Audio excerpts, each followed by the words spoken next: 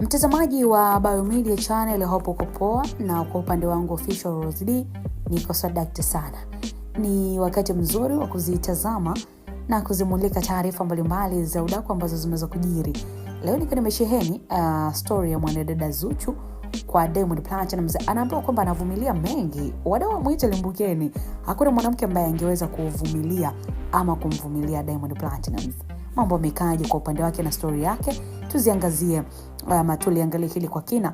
Zuchu bana amekuwa katika trending kidogo, na imekuwa hii ya kwake ni moja ya story ambayo imetembea kwa kasi sana katika mitandao ya kijamii, ikiwa ni kuhusiana na penzi lake ya Zuchu na Diamond. Bana, penzi lao limejaa drama na mambo kibao mtandaoni, na ni kufuatia yale ambayo wamekuwa wakiyafanya na ambayo yanaibua mijadala kwa mashabiki wao wakidai kuwa kuvumilia ama Zuchu kumvumilia Diamond ni kazi sana, kwa sababu kiukweli ni kama hakuna mwanamke ambaye angeweza zaidi ya huyo Zuchu, na ndio maana pia amepewa jina la King'ang'a.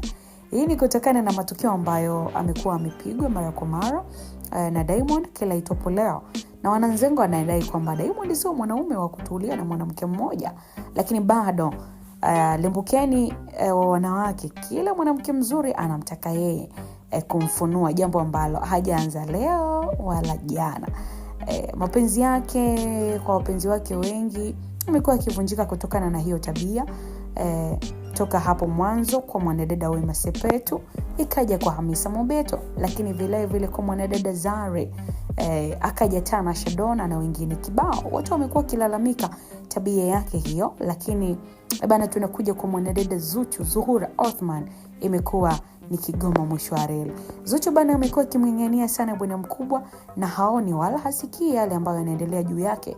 Sijui ni upendo wa aina gani ambao wengine wanadai kuwa ni kutokana na shida, maana Zuchu ametokea kwenye umaskini. Hadija Omar Kopa alishafulia kimuziki, kwa hiyo haona kitu, jambo ambalo linafanya Zuchu kuendelea kumgenda bwana mkubwa bila kujali lolote kuhusu issue kubadilisha wanawake kama nguo.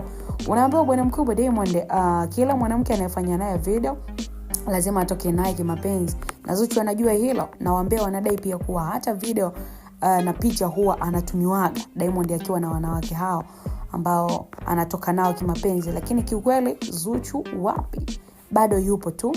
Na nitakukumbusha pia mtazamaji kwamba Zuchu aliwahi kutuma kijembe kupitia wimbo wake fulani, akidai kwamba yeye ndo kafika kwa bwana mkubwa Diamond. Hao wengine wanatumiwa tu, na watatumika na wataendelea kumwacha Diamond, alafu baadaye Diamond atarudi kwake Zuchu.